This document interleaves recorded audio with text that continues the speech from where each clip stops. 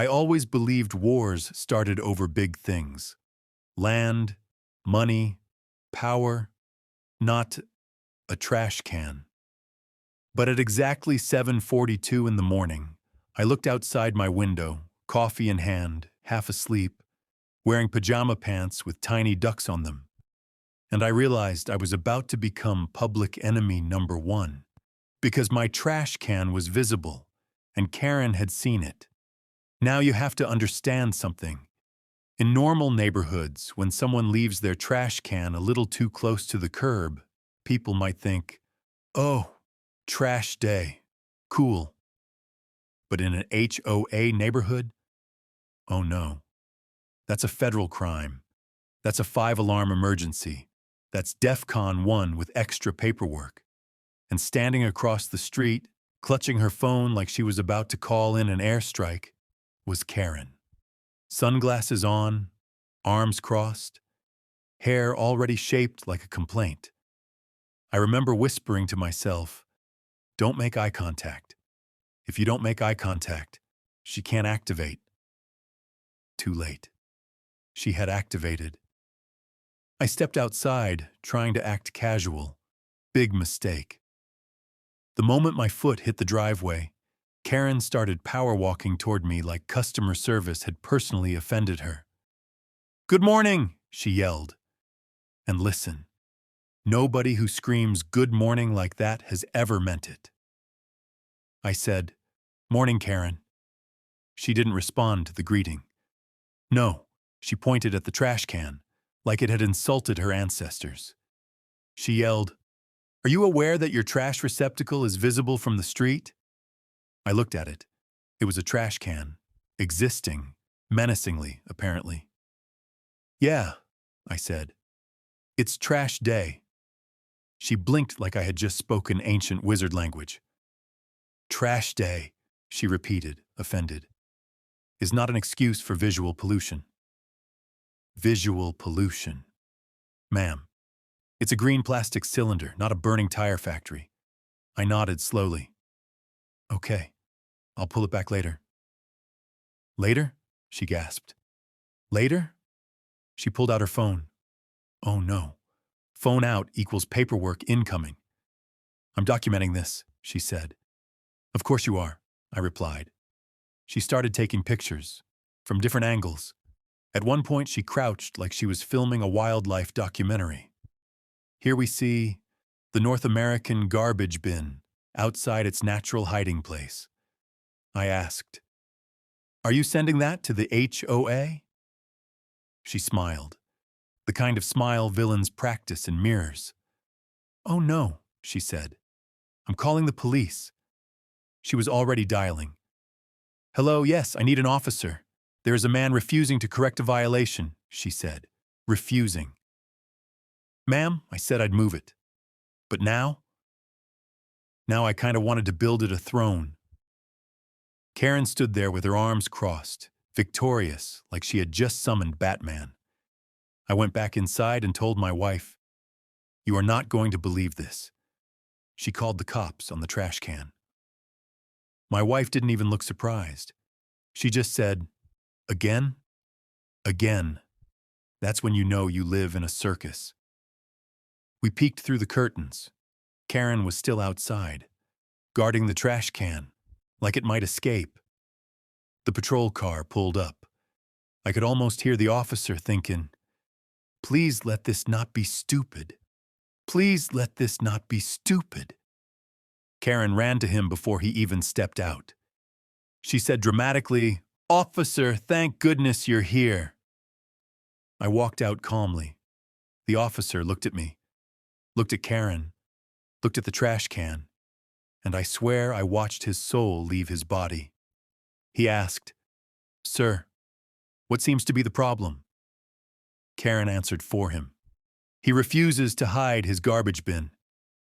The officer blinked. "Okay," I said. I told her I'd move it. Karen, "He's been hostile." I was literally holding coffee.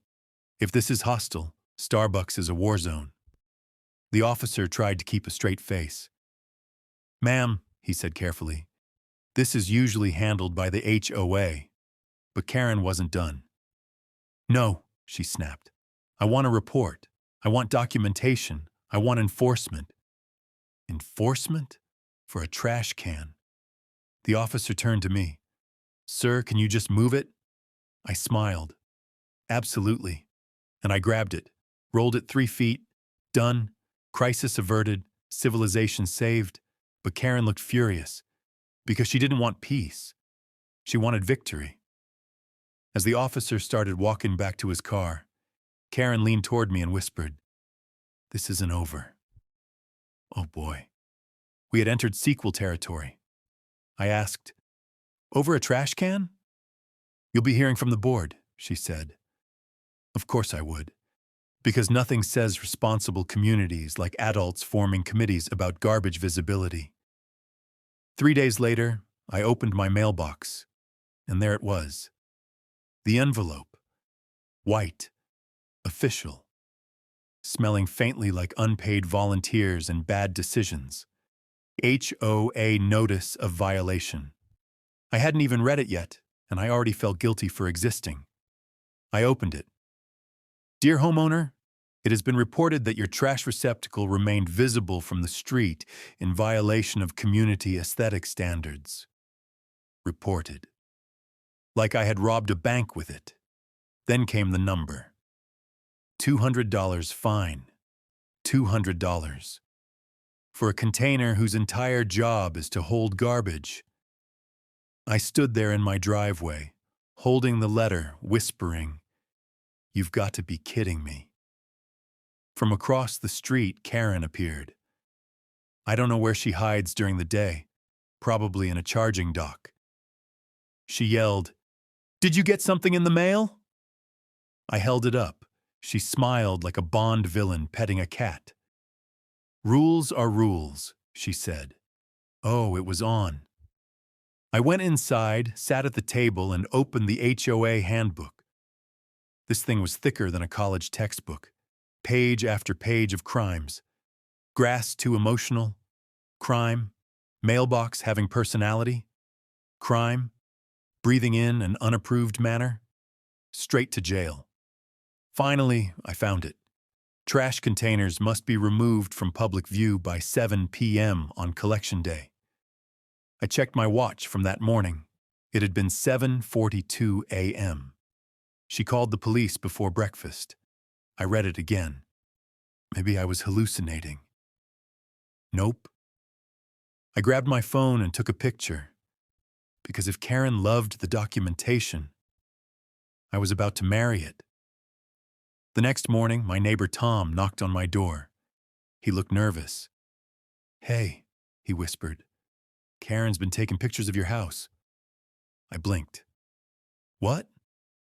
"Yeah, different angles, like she's building a PowerPoint." Fantastic. I peeked outside. There she was, phone out, circling my driveway like a nature photographer. I walked out and asked, "Can I help you?" Without missing a beat, she said, "I'm building a history of non-compliance." Another letter arrived. Mandatory board hearing. Oh, they wanted a show. Perfect. I ironed a shirt, printed my screenshots, made copies of the rule book. If this was court, I was bringing exhibits A through Z. My wife kissed me and said, "Please try not to start a war." I said, "I'm ending one." The clubhouse had been transformed. Long table, board members sitting like they were deciding the fate of humanity. And there, in the front row, Karen, smiling, ready for my execution. The HOA president adjusted his glasses. "Thank you all for attending. We are here regarding a trash receptacle violation." I stood, calm, focused, slightly excited for chaos. Karen raised her hand dramatically. "I have evidence," she announced. Of course she did. She walked up with printed photos, multiple, different lighting, different angles. At one point, I think she used portrait mode. She handed them to the board like sacred artifacts. The president nodded seriously. "Very thorough." I almost applauded. Karen cleared her throat. She began, "This homeowner has repeatedly shown disregard for community standards." Repeatedly? It happened once. She continued, "He creates visual distress." Visual distress. My trash can was now a horror movie, board members murmured. One lady nodded like she might faint.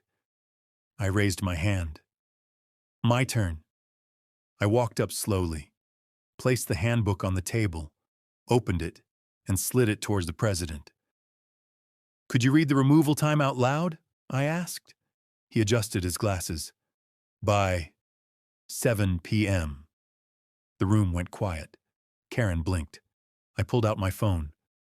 "The police were called at 7:42 a.m. Silence. I continued. "So unless my trash can invented time travel?" There was no violation.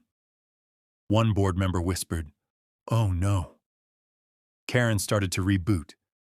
"Well, it was visible," she argued weakly. "Yes," I said, "because it was morning." Now the board members were sweating, because suddenly this wasn't about trash. This was about them approving a fine without reading their own rules. The president cleared his throat. "It appears there may have been a misunderstanding." Karen spun toward him. "What?" he repeated. "A misunderstanding." I added helpfully, "and possibly harassment and misuse of police resources." You could hear hearts dropping. Karen stood up so fast her chair almost filed a complaint. "Are you taking his side?" she yelled. The president tried to calm her. "Ma'am, the documentation—" "I am the documentation," she screamed. Honestly, iconic line. Wrong moment, but iconic. She pointed at me. "He's a menace." I waved. The president sighed. "The fine is dismissed." Boom. But he wasn't done. And going forward, we ask residents not to involve law enforcement for non-emergency HOA matters. Karen, stop. Her face went through 7 stages of disbelief. As I walked to my car, Karen rushed past me. "This isn't over," she hissed again. I smiled. "Please let it be," I said. She got in her car and left like a defeated cartoon villain. And me? I went home, put my trash can away, at night, like a law-abiding citizen. And that, my friends, is how I survived the great trash can emergency. Moral of the story? Never underestimate someone with free time and a smartphone. If this story made you laugh, hit like, subscribe, and join the HOA Survivors Club. New Karens are spawning every week, and you don't want to miss it.